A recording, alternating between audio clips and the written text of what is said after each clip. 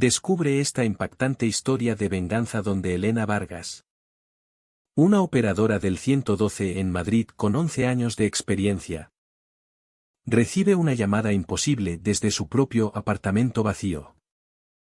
Lo que empieza como una noche rutinaria en el centro de emergencias se transforma en la revelación de una corrupción profunda en el sistema 112 que decide qué vidas merecen ser salvadas según el barrio.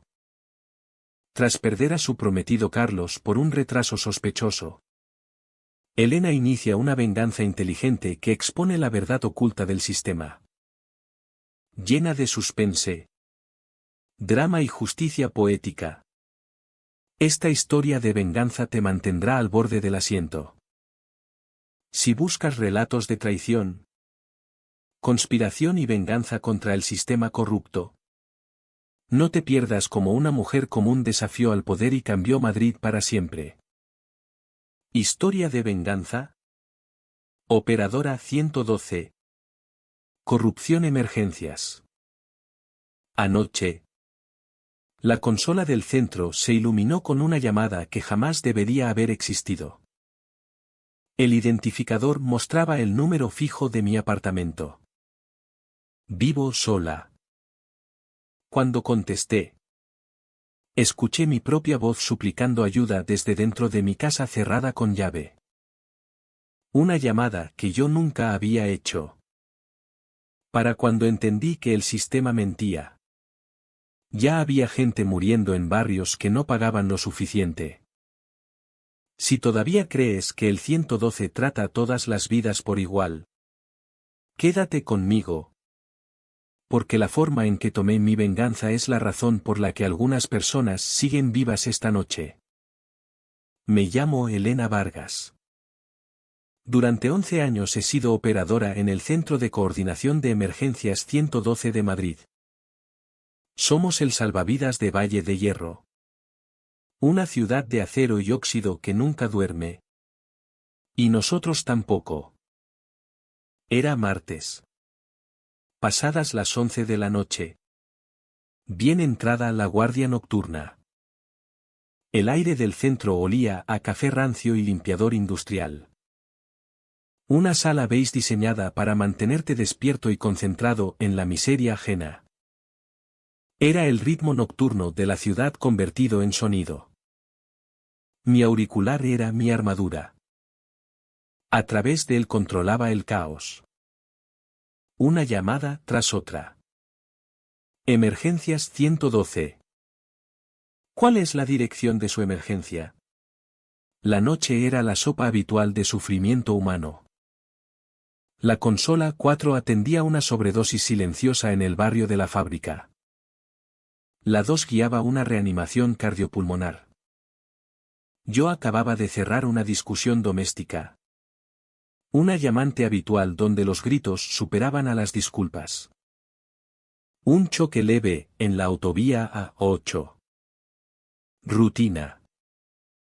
Mi voz nunca flaqueaba. La mantenía baja. Tranquila. Quirúrgica.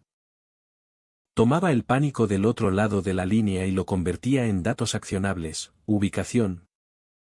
Queja. Agresor. Ese control lo había construido ladrillo a ladrillo después de Carlos Mendoza. Mi prometido. Era agente de la policía municipal. Murió hace 2 años. Un robo al azar. Decía el informe.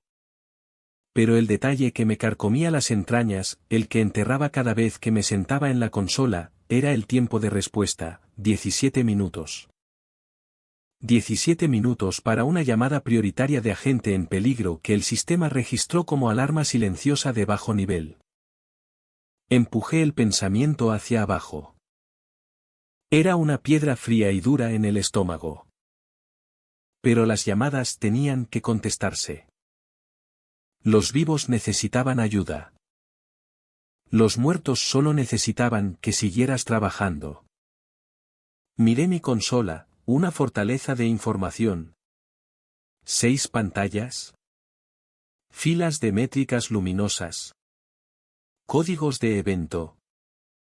Disponibilidad de unidades. Mi tiempo de respuesta promedio era de 2,3 segundos. Mi precisión del 99%. En 11 años nunca había perdido una emergencia. Era la guardiana. Entonces llegó el sonido. No era una llamada. Era algo debajo de las llamadas. Un zumbido de baja frecuencia.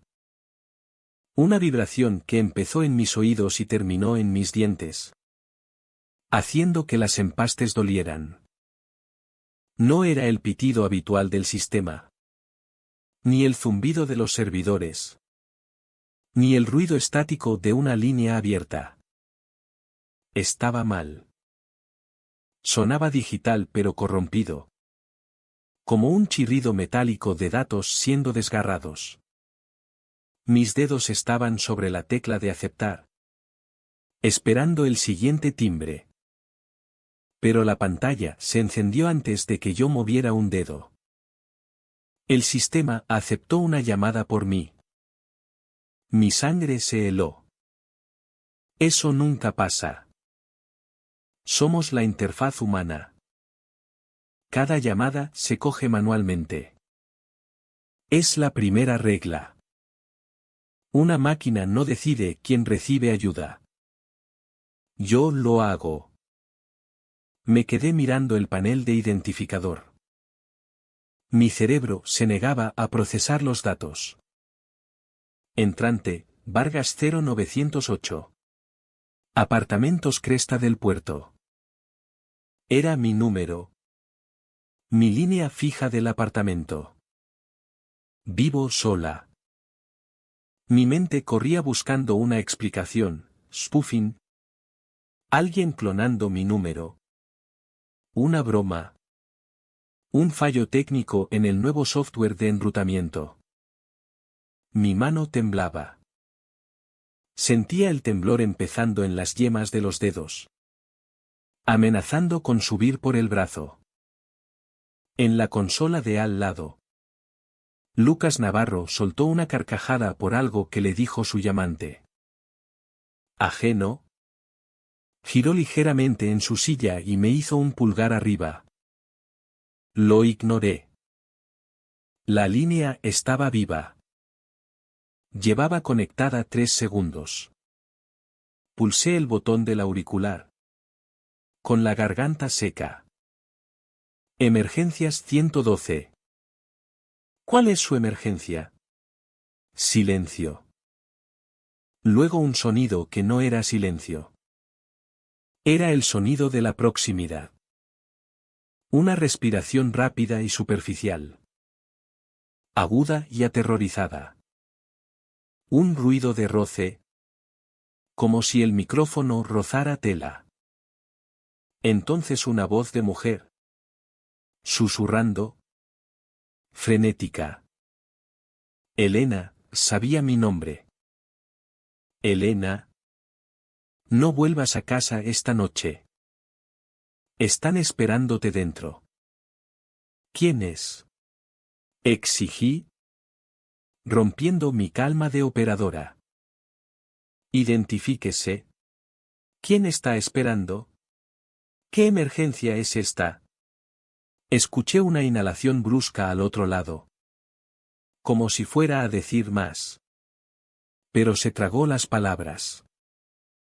De pronto estalló un ruido violento. No era ruido blanco. Era más áspero. Un chillido digital. Un estático agresivo y abrumador que parecía una mano electrónica cerrándose sobre la línea. No fue una desconexión. Fue una ejecución. La línea murió. La llamada terminó. 4 segundos en total. Me quedé mirando la pantalla oscura. Mi corazón martilleaba contra las costillas. Mis dedos volaron sobre el teclado secundario. Saqué la línea saliente. Marqué mi número de casa. No sé qué esperaba. Señal de ocupado. La misma voz de mujer. Solo sonó. Un tono. 2. Sonó y sonó en el silencio muerto de mi apartamento. A 20 minutos de allí. Un apartamento donde nadie. Ni siquiera Carlos cuando vivía. Tenía llave excepto yo. Dejé que sonara 12 veces antes de colgar. Protocolo. Cuando el mundo se tuerce. Sigue el procedimiento. Abrí el registro central.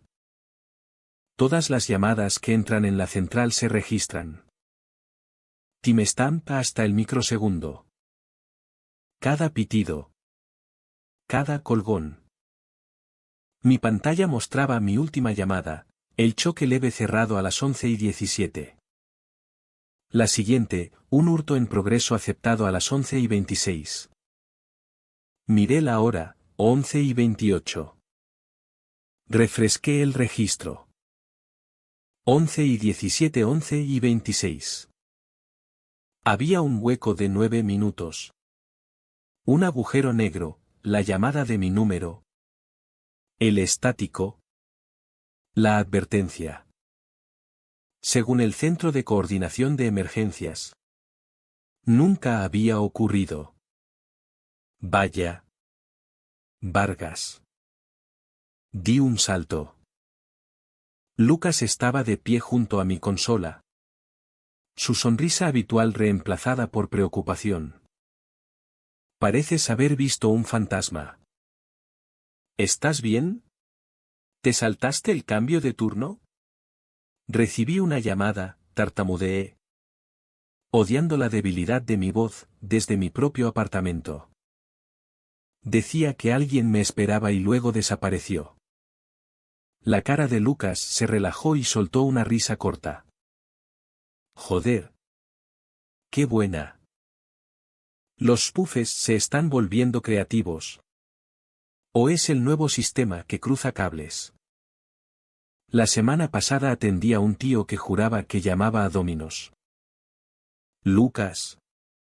Mira el registro. Señalé el hueco. No está. La llamada no cayó. Se borró sola.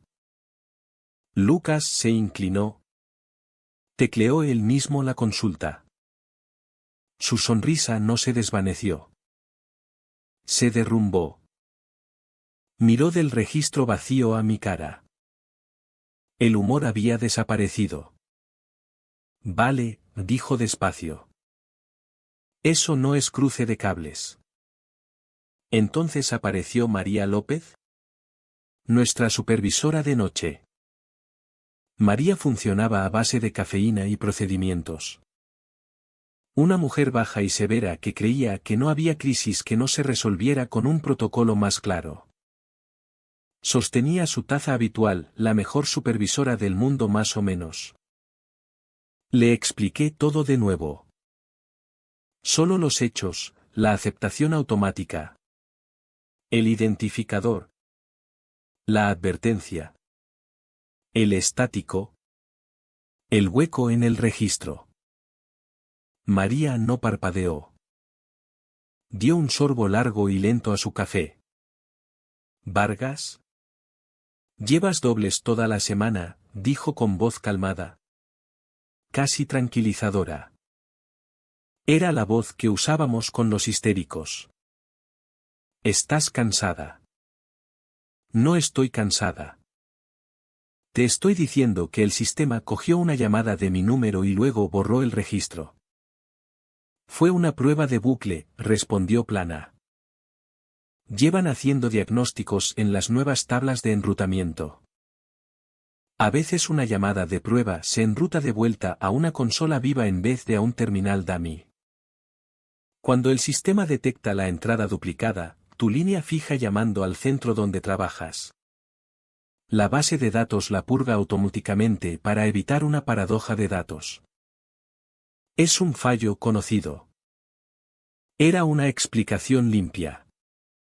Demasiado limpia. ¿Una prueba de bucle que me advirtió que no volviera a casa? Pregunté, bajando la voz. María me miró fijamente. La voz probablemente era audio corrompido de una llamada anterior que se filtró en la señal de prueba. El estático fue la purga. Solo ruido en la máquina. Elena. Sal a tomar aire. Lucas. Cúbrele la consola 5 minutos. No esperó respuesta. Se alejó. Sus zapatos de suela de goma chirriando sobre el linóleo. No me tomé el descanso. Terminé el turno. Mi profesionalidad era una máscara grapada a mi cara. Despaché unidades a incendios, a robos, a infartos. Todo mientras la advertencia resonaba en mi auricular. Al cerrar sesión, la luz gris del amanecer se filtraba en el centro. María pasó de nuevo por mi mesa. ¿Mejor? Preguntó sin malicia. Estoy bien. Mira, suspiró. Si de verdad estás preocupada. Llamo a una patrulla. Que pasen por tu edificio y revisen tu puerta. Te tranquilizará. Lo ofreció tan casualmente. Enviaron coche patrulla a mi apartamento. Un arreglo fácil. Pero su casualidad sonaba mal. Pesada. Como si me ofreciera una capa fina de pintura blanca para tapar una enorme mancha de humedad que se extendía por el techo. No, dije. Cogiendo la chaqueta. Está bien. ¿Cómo dijiste? Solo fue un fallo del sistema. Ella asintió. Satisfecha. Pero mientras salía al frío amanecer de Valle de Hierro. El estático de aquella llamada seguía resonando en mis oídos. Y sabía. Con la certeza de una operadora que reconoce una mentira. Que lo que me había llamado no era un fallo. Era un mensaje. Y el sistema no solo se había equivocado. Había borrado activamente sus huellas. El trayecto hasta los apartamentos Cresta del Puerto siempre era un borrón. El periodo gris de descompresión entre el caos del centro y el silencio de mi casa. Pero esa mañana el silencio era distinto. No era paz. Era ausencia. El cielo tenía color de agua sucia. Un gris plano y pálido que hacía que las torres de hormigón de Madrid parecieran lápidas. Las palabras de María sobre el fallo resonaban con el ritmo de los limpiaparabrisas. Fallo. Prueba. Ruido. Sonaba demasiado limpio. Demasiado pulcro. Mis manos apretaban el volante. El cuero barato ya desgastado. Intentaba tratar la llamada como un dato. Una anomalía. Pero mis tripas, la parte de mí que me había mantenido viva en la consola 11 años, gritaban. Aparqué en mi plaza 7B. Me quedé en el coche un minuto entero. Solo mirando la entrada del edificio. Parecía normal. Falsamente normal. Salí. El aire era frío. Cortante. Subí los 3 escalones de hormigón hasta mi apartamento en planta baja. Buscando las llaves. Y me detuve. La luz del porche estaba apagada. Yo nunca la apago. Va con temporizador. De 6 a 7. Un pequeño faro en la penumbra. Eran las 6:30 de la mañana. Debería estar encendida. Miré por la ventanita el interruptor de la pared. El temporizador seguía en on. Mi pulso, Ya alto. Subió otro escalón. Aparté el pensamiento. Metí la llave en la cerradura. Cerradura superior. Cerrojo. Inferior. Pomo. Al rozar el metal del pomo con los dedos, me estremecí. Estaba caliente. No ardiendo. Pero conservaba un calor residual. Como si una mano lo hubiera agarrado momentos antes. El aire matutino apenas llegaba a 5 grados. El pomo debería haber estado helado. Abrí la puerta. No la empujé de par en par. La entreabrí un dedo. Escuchando. El olor de mi apartamento me golpeó, café rancio. Polvo y el leve aroma limpio de la colada que hice hace 2 días. Nada más. Ni colonia. Ni humo. Ni miedo. Entré. Espalda contra la pared. Dejando que mis ojos se acostumbraran. Todo parecía correcto. Era como una fotografía meticulosamente preparada de mi vida. Mi chaqueta de lluvia seguía colgada exactamente donde la dejé ayer sobre la silla de la cocina. El correo. Casi todo propaganda. Apilado en la mesita de entrada. Las 2 tazas de café que había estado demasiado cansada para fregar seguían en el fregadero. Pero el aire estaba mal. Pesado. Presurizado. Se sentía vigilado. Se sentía como el momento después de una función cuando los actores han salido corriendo del escenario pero el calor de los focos sigue ahí. Peluso.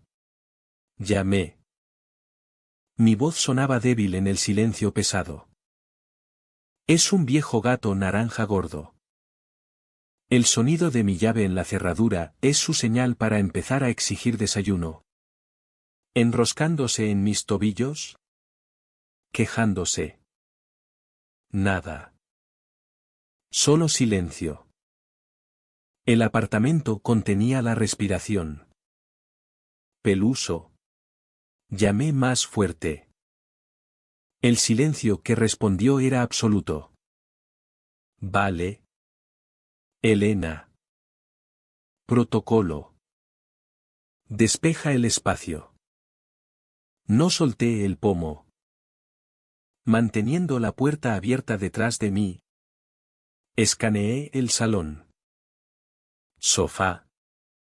Mesa de centro. Televisor normal.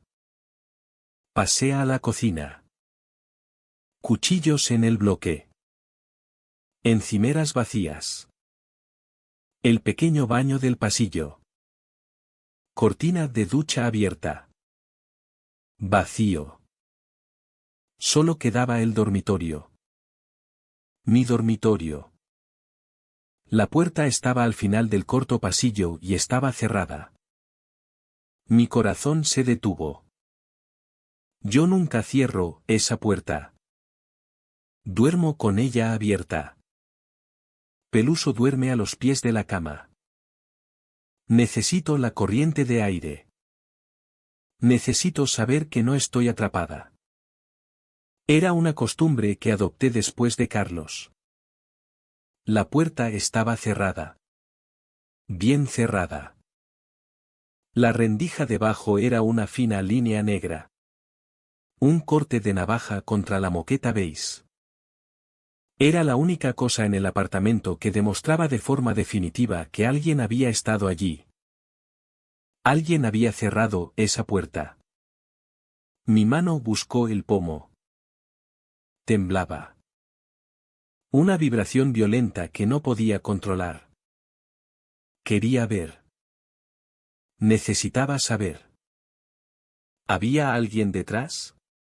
¿Estaba Peluso allí? Pero 11 años escuchando a gente cometer errores fatales tomaron el control. Mis instintos profesionales gritaron, no abras la puerta. No anuncies tu presencia. No acorrales la amenaza. La puerta era lo único que me separaba de lo que estuviera dentro. Era la última línea de seguridad. Retrocedí despacio. Talón a punta.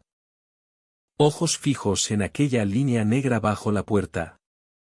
Esperando una sombra. Esperando que el pomo girara. Retrocedí hasta el salón. Atravesé la entrada y salí al porche de hormigón, cerrando la puerta en silencio detrás de mí. Me quedé en el aire frío de la mañana. El aliento empañando. Entonces hice lo único que nunca pensé que haría. Saqué el móvil. Las manos resbaladizas por el sudor.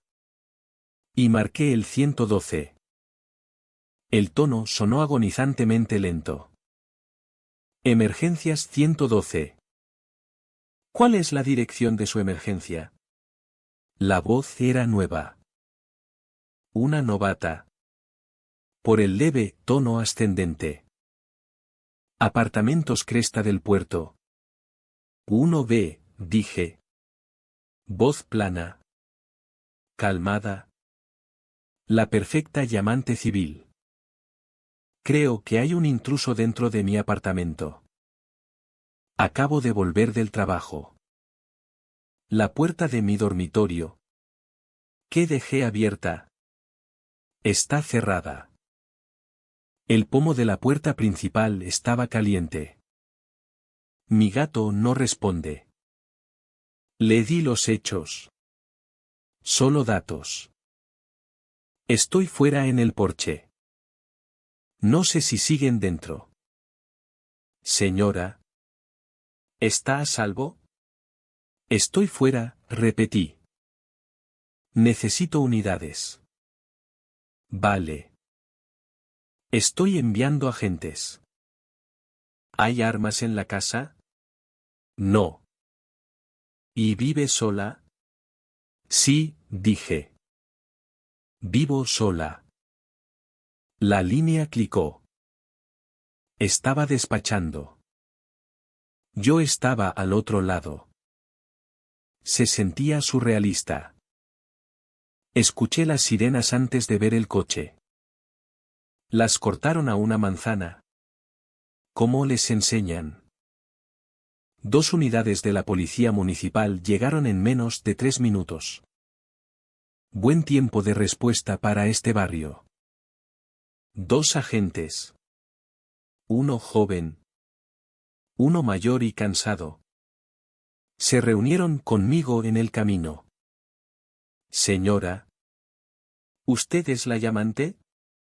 Sí, dije. Elena Vargas. Apartamento 1B. El mayor. Martínez. Reconoció mi nombre de la hoja de llamadas. Trabaja en el centro. ¿Verdad? Sí, dije. Soy la llamante. ¿Asintió? La cortesía profesional encajando en su sitio. Vale. Vargas. Quédese aquí. Sacaron las armas. Se colocaron junto a la puerta. Policía de Madrid. Anúnciese. Silencio. Entraron rápido. Un borrón de azul y negro. Me quedé en la hierba húmeda. Escuchando. Los oí gritar. Despejado. Despejado.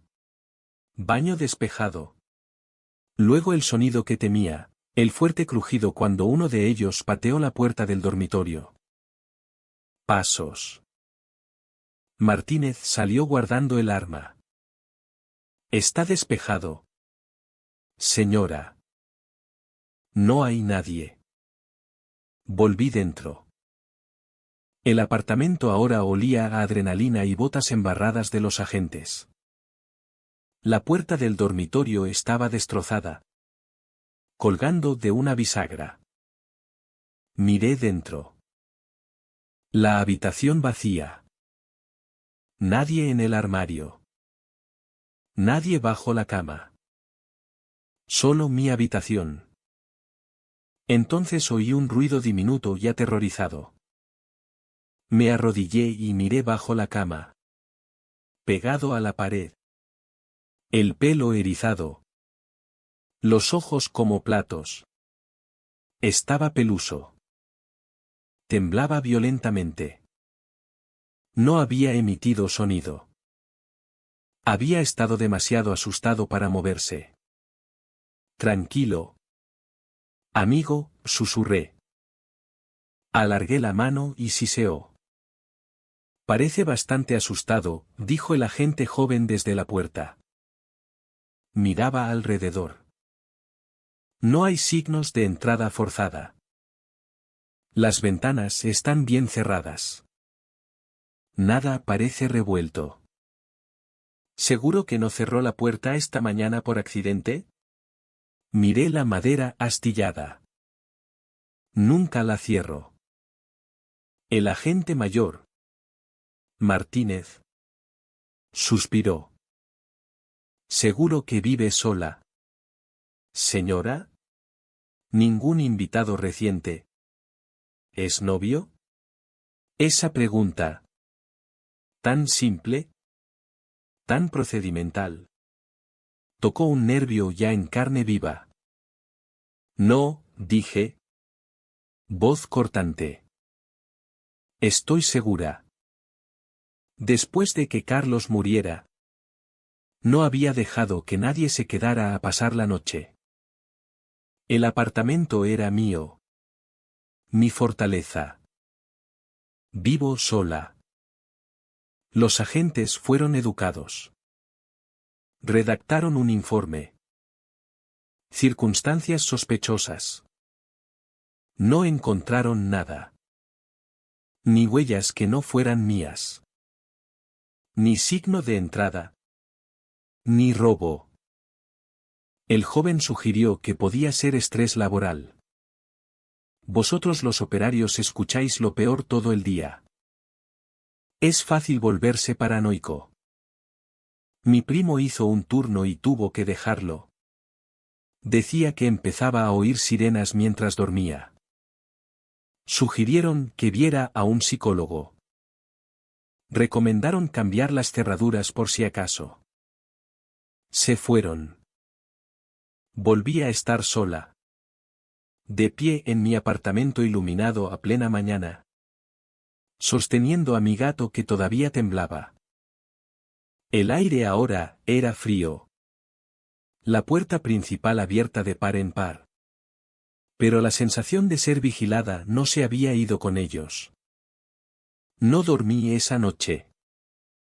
No podía. Llamé a un cerrajero 24 horas y le pagué 300 euros en efectivo para cambiar el cerrojo. Encajé una silla bajo el nuevo pomo. No entré en el dormitorio. Me senté en un taburete duro de la cocina mirando la puerta. Saqué el cuchillo más grande del bloque y lo puse en la encimera a mi lado. Solo me quedé allí en la oscuridad.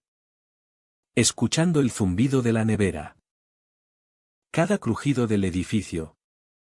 Cada coche que pasaba enviaba una descarga por mi sistema. Mis oídos. Entrenados para extraer información del ruido. Ahora eran mi enemigo. Y la advertencia de aquella llamada imposible se repetía en bucle en mi cabeza. No vuelvas a casa esta noche. Están esperándote dentro. No estaban. Pero habían estado. Habían estado aquí y se habían marchado. Me habían dejado un mensaje. Podemos llegar a ti. Volví al trabajo la noche siguiente. Estaba agotada. Funcionando solo con cafeína y una ira fría y baja. Lucas me miró preocupado. ¿Estás bien? María dijo que llamaste a una patrulla. Estoy bien, dije. Cambié las cerraduras. Esperé hasta que María estuviera ocupada con un choque múltiple en la autovía. Esperé hasta que Lucas estuviera metido de lleno en una reanimación. Entonces abrí el registro central. Tecleé el timestamp de la noche anterior. 11:17 a 11:26. Pulsé Enter. La pantalla se actualizó. El registro estaba limpio. Mi llamada del choque. La del hurto. El hueco de 9 minutos seguía allí. Un vacío digital prístino. Nada se había añadido. Nada se había marcado. Simplemente había desaparecido. Me quedé mirando aquel agujero negro en los datos y pensé en Carlos. Lo recordé sentado en esta misma mesa de la cocina. Frustrado después de un turno largo. Se quedó callado mucho rato. Luego me miró. Los ojos oscuros. Elena, había dicho. Sabes que cada llamada tiene una historia que no aparece en el registro. El registro es solo la versión oficial. La historia real está en las partes que borran. Hablaba de un caso que investigaba. Algo sobre tiempos de respuesta en los almacenes del puerto. Yo lo había descartado como cinismo. Ahora parecía un mensaje. Parecía que estuviera sentado a mi lado. Señalando la pantalla. Mira las partes que borran. Mi miedo. El pánico animal crudo de estar fuera de mi apartamento. Empezó a retroceder. Se cristalizó. Se endureció en otra cosa. Se convirtió en una sospecha fría y afilada. Si el sistema, mi sistema, podía hacer desaparecer una llamada sobre mí. Una advertencia directa a una de sus propias operadoras. ¿Qué más había borrado? ¿A quién más había silenciado? La pregunta ya no era, ¿qué me pasó a mí? La pregunta era, ¿qué oculta este sistema? Necesitaba datos. No teorías. La explicación casual de María sobre la prueba de bucle parecía una mentira. Delgada y mal construida. El lugar para encontrar respuestas reales era la sala de servidores. La suboficina que llamábamos la Batcueva. Hogar de Diego Navarro. Diego era nuestro jefe de informática. Un hombre esquelético que parecía sobrevivir solo con bebidas energéticas tibias y el brillo de sus múltiples monitores. Toleraba a los operarios. Pero respetaba los datos. Me toleraba a mí marginalmente porque era la única en la planta que entendía que era un pin y no lo llamaba cada vez que se le acababan las pilas del ratón. Lo encontré iluminado por una torre de luces verdes de servidores. Vargas, dijo sin girarse. ¿Qué está roto? Hipotéticamente. Diego. ¿Puede una llamada llegar a nuestra centralita? ¿Conectarse con un operario y no dejar rastro en los registros? Finalmente giró en su silla. Una risa corta y seca cortando el zumbido de los ventiladores. No. Absolutamente imposible. Levantó 3 dedos. Nuestro sistema es Trilog. Cada señal que llega a la central se registra en 3 bases de datos separadas. Una aquí. Una en el ayuntamiento. Una en un servidor seguro en otra provincia. Redundancia sobre redundancia. Para hacer desaparecer una llamada tendrías que vulnerar y reescribir simultáneamente los 3 registros más el manifiesto maestro de la central en tiempo real. No puede pasar. El sistema está blindado. Pasó, dije. Voz plana. Noche del martes. Entre las 11:17 y las 11:26. Hay un hueco de 9 minutos en mi registro y atendí una llamada en ese hueco. El agudo zumbido de los servidores de pronto pareció muy fuerte. El cuerpo flaco de Diego se puso rígido. Dejó de girar. Me miró. Los ojos muy abiertos detrás de sus gafas sucias. Y por un segundo vi un destello de alarma genuina. ¿Un hueco de 9 minutos? Repitió. Luego, como si se accionara un interruptor, volvió la máscara de indiferencia corporativa. Bufó. Un sonido húmedo y despectivo. Se giró hacia su pantalla. Sus dedos retomando su baile en el teclado. Hipnosis de turno de noche. Vargas, dijo con voz teñida de superioridad cansada. Llevabas dobles. Seguidamente te dormiste unos segundos. El cambio automático pasó a Lucas y soñaste todo. La teoría de María del bucle es sólida. La base de datos simplemente purgó una señal de prueba corrupta. Estás cansada. Estás oyendo ruido. Ruido. Me mordí la lengua para no soltar la rabia. Soy operadora. Toda mi vida se construye filtrando ruido para encontrar la señal.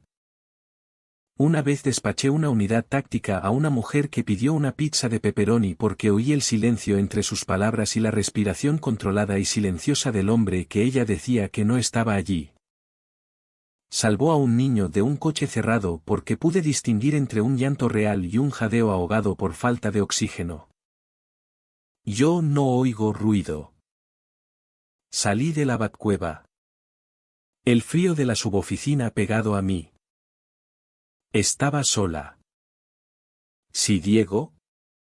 El guardián de los datos. Formaba parte del encubrimiento. No tenía aliados dentro de la máquina. Aquella noche. En turno. El centro se sentía distinto.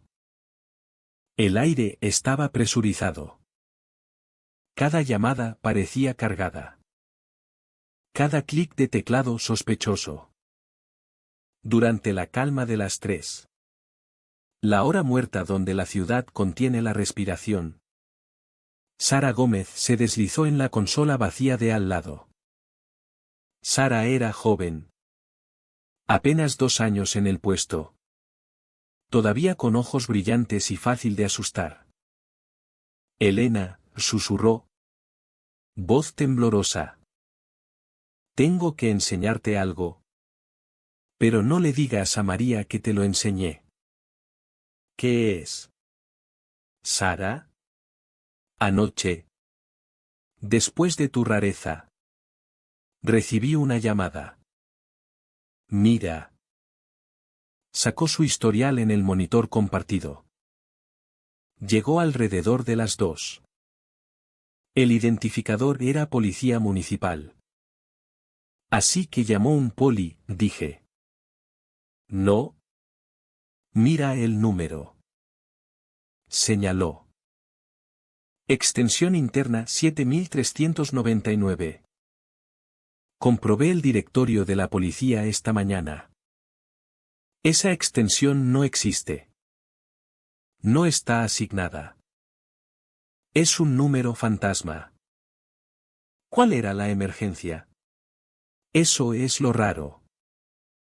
Su voz bajó más. No había nada. Solo respiración. ¿Un hombre? Creo. Muy lenta.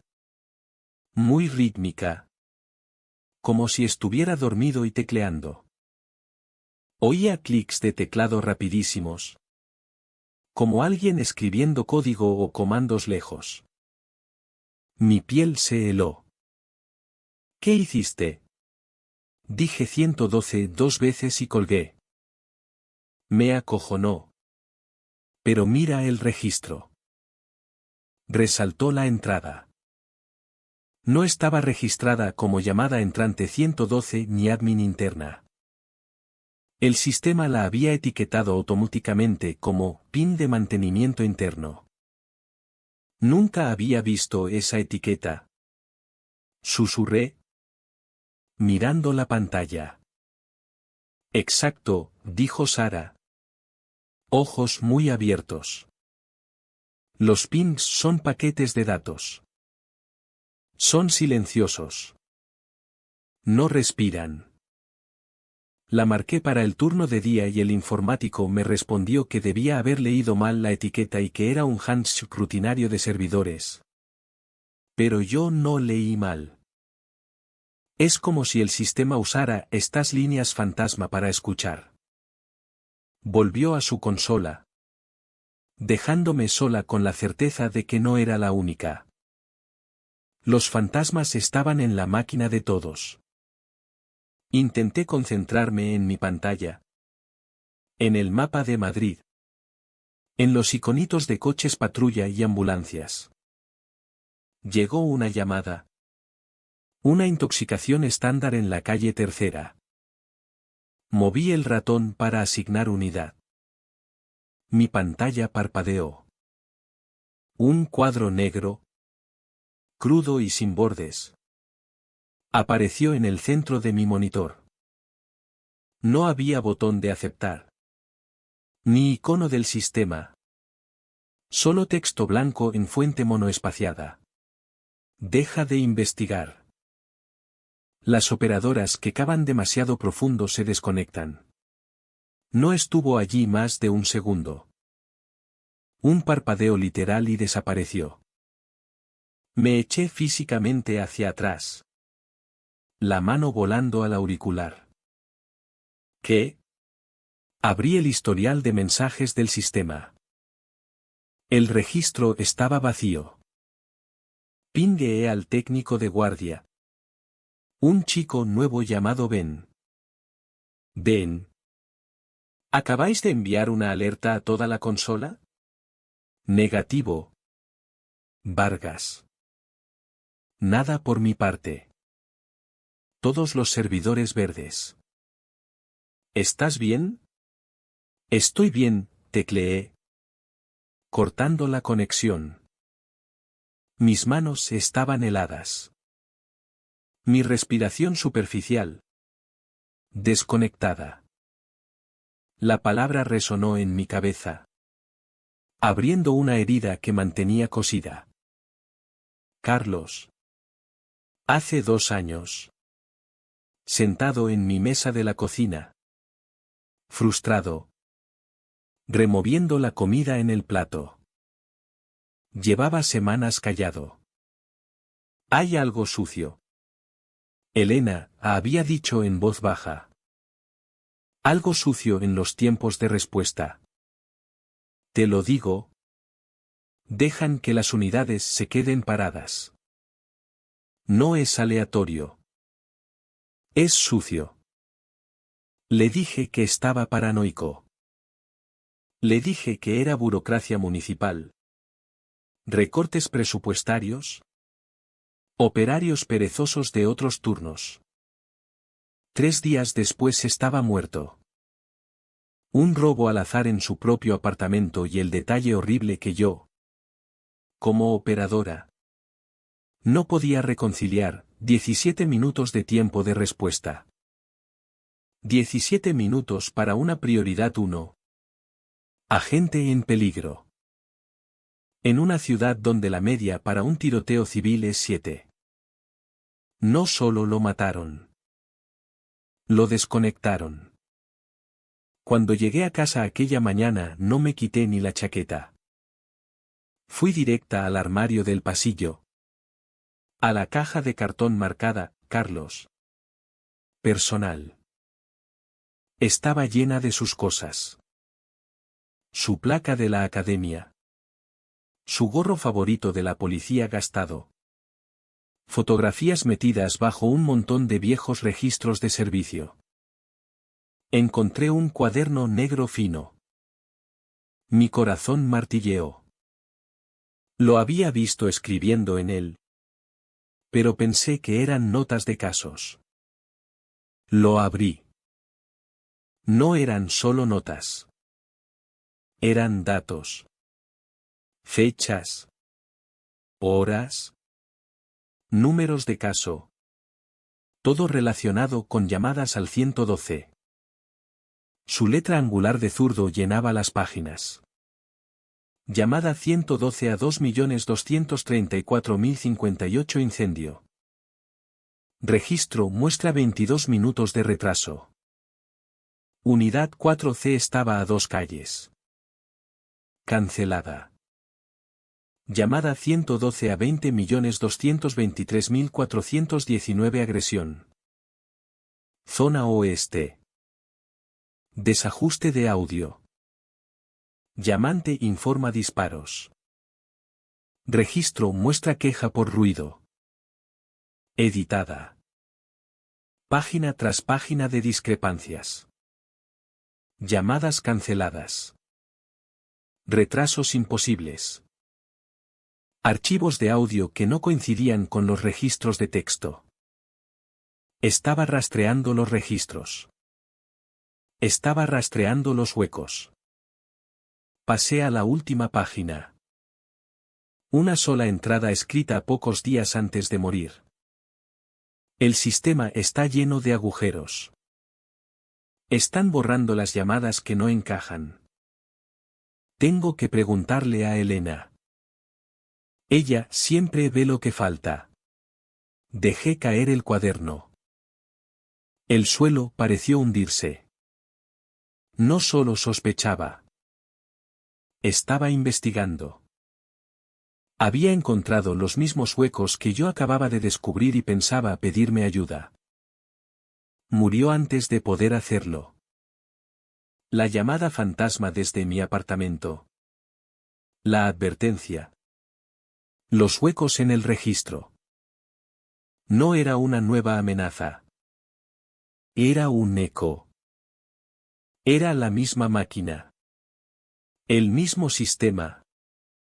Reiniciando el asesinato que nunca terminó. Volví al trabajo aquella noche. Sentía que entraba en una zona de guerra. Ya no era solo operadora. Era un objetivo. Justo después de medianoche volvió a ocurrir. Mi línea se iluminó. Aceptación automática. El campo de identificador era distinto. No mostraba mi número. Solo decía, desconocido. Anulación de sistema. Mi dedo se quedó congelado sobre la tecla de desconexión. La línea clicó y escuché mi propia voz. Por favor. Hay alguien en mi casa. Está intentando entrar. Por favor. Dens prisa. Era una grabación. Era la grabación de mi llamada al 112 cuando estaba de pie en el porche al encontrar la puerta del dormitorio cerrada. Pero el audio estaba cortado. Editado. Habían quitado mi tono calmado y procedimental y solo habían dejado las partes donde mi voz flaqueaba. Aislando el pánico. Me habían hecho sonar histérica. La grabación paró. Señal de tono. Inmediatamente saqué el registro. Necesitaba ver cómo el sistema había registrado una llamada que era una anulación. Los datos ya estaban allí. Una entrada perfecta. Limpia. Digital. Tipo de llamada 112. Origen Colgón, usuario inició salida desde Residencia Vargas. Línea fija. Notas, reproducción automática. Posible acoso. Mal uso del 112. Me quedé mirando la pantalla hasta que me ardieron los ojos. No solo me habían reproducido una grabación. Habían creado una nueva entrada en el registro.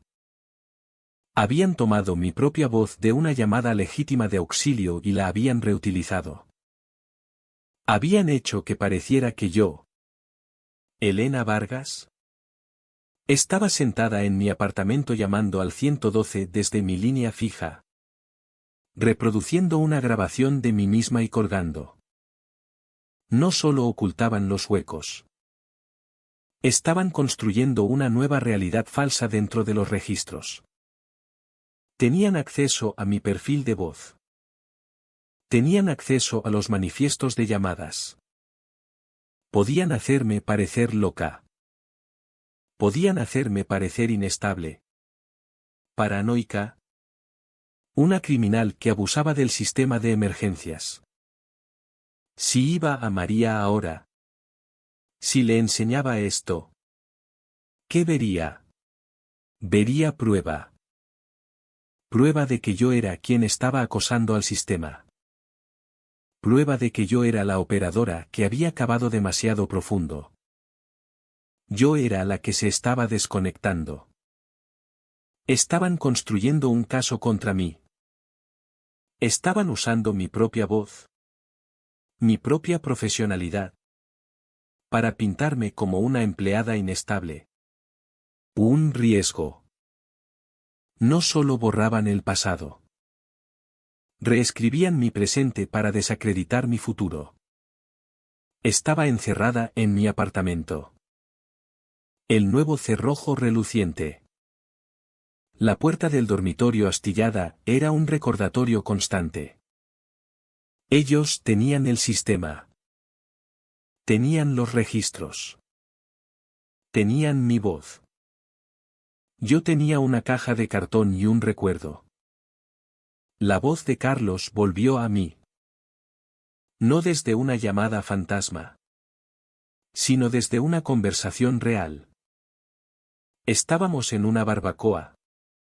Un picnic de la policía. Discutía con otro detective. Nunca confíes en el servidor central, había dicho riendo. Pero sus ojos eran serios. Siempre guarda tu propia copia. Siempre. El servidor arde. La verdad sigue existiendo. Era un hábito profesional que me había inculcado. Medio en broma. En mis primeros años en el centro yo era paranoica con eso. Tenía un portátil viejo. Una máquina plateada voluminosa que no había encendido en años. Y un disco duro externo. Un ladrillo de 2 terabytes. Durante un tiempo había configurado un script simple. Una copia de seguridad automática que corría cada noche.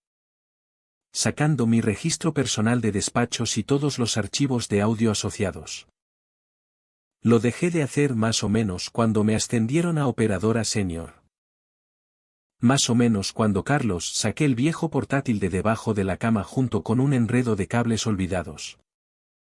Arrancó con un gemido. El viejo sistema operativo. Una reliquia. Conecté el disco duro externo. El disco estaba allí. Pero los archivos de copia de seguridad de aquel periodo, los 6 meses previos a la muerte de Carlos, habían desaparecido. La carpeta estaba. Pero vacía. No solo vacía. Se sentía limpiada. Pero habían sido descuidados. O yo había tenido suerte. Borraron los archivos pero no limpiaron el disco. Descargué un programa sencillo de recuperación de archivos de código abierto. Era lento. El procesador del portátil se ahogaba con la tarea. La barra de progreso se arrastraba por la pantalla durante horas. Escaneando los sectores vacíos del disco. Buscando los fantasmas de los datos borrados. Me quedé en la cocina. El cuchillo de nuevo en la encimera. El portátil zumbando. Y vi cómo los nombres de archivo parpadeaban mientras el programa reconstruía. Registro de entrada.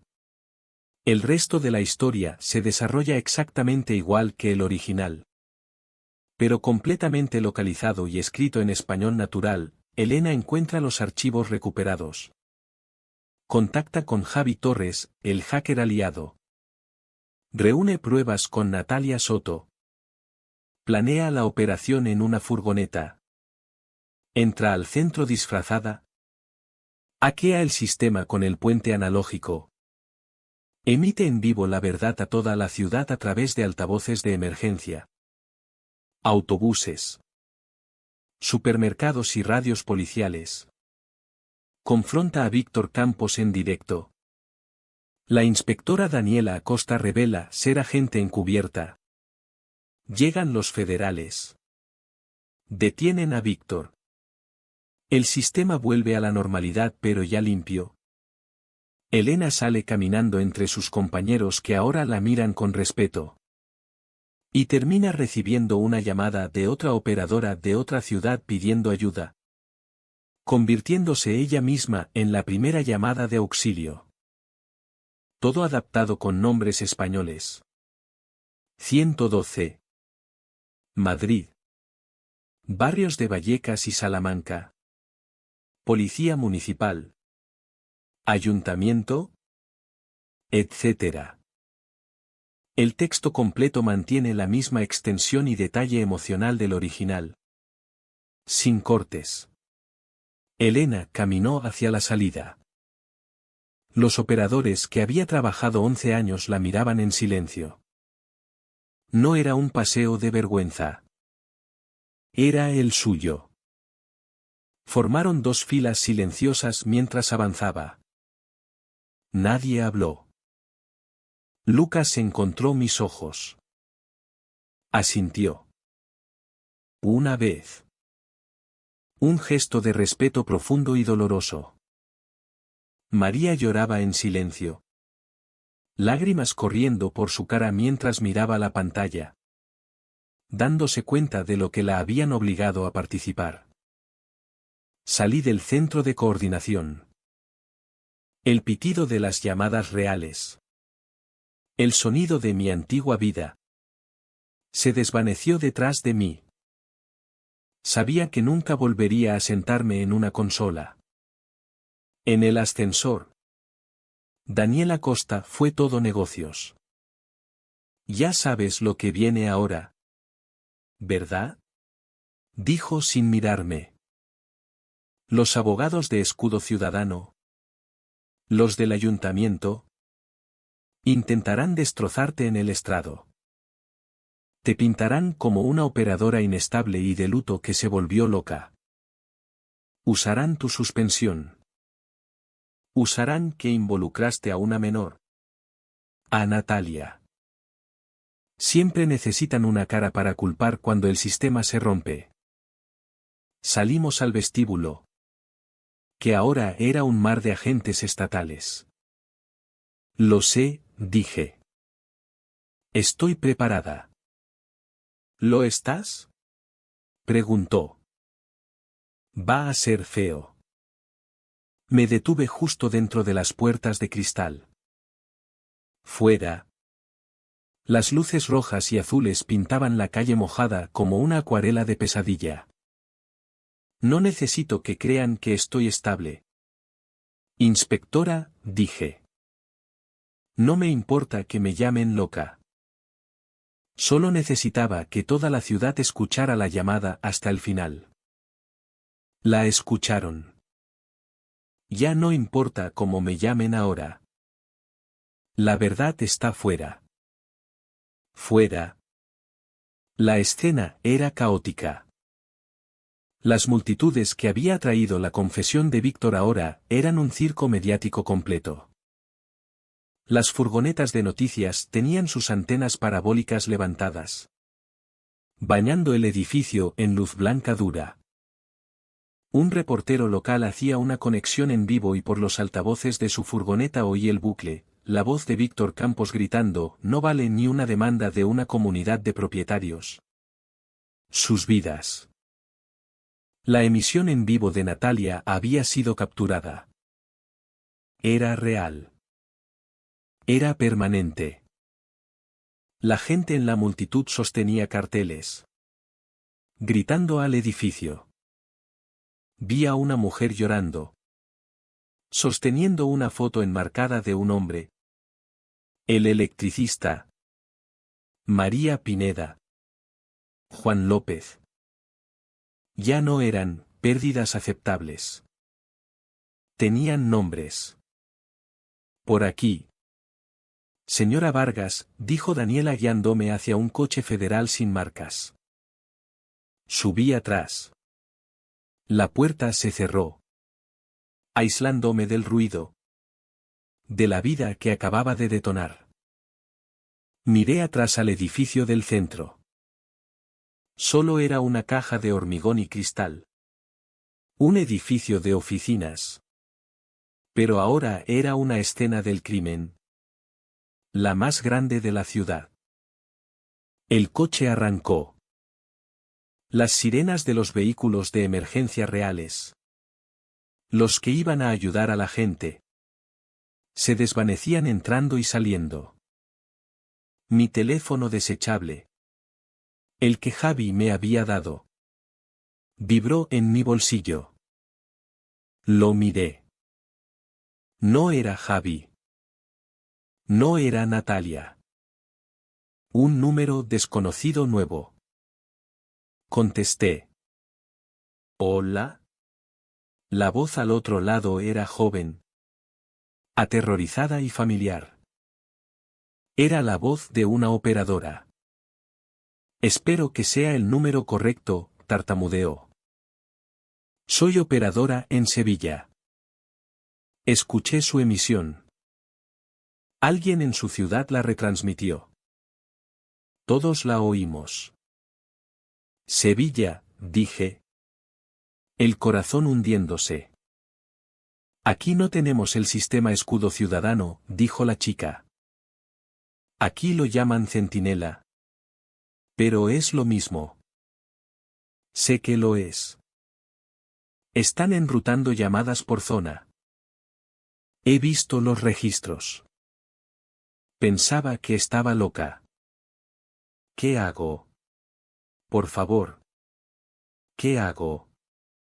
Miré por la ventanilla. Las luces de Madrid, rojas y azules, se reflejaban en el cristal mojado de los rascacielos. Mi venganza había terminado. Mi lucha no. No solo había terminado una historia. Había empezado una nueva. Me había convertido en la persona que necesité hace 2 años. Me había convertido en la primera llamada de auxilio. El teléfono en mi mano. El desechable.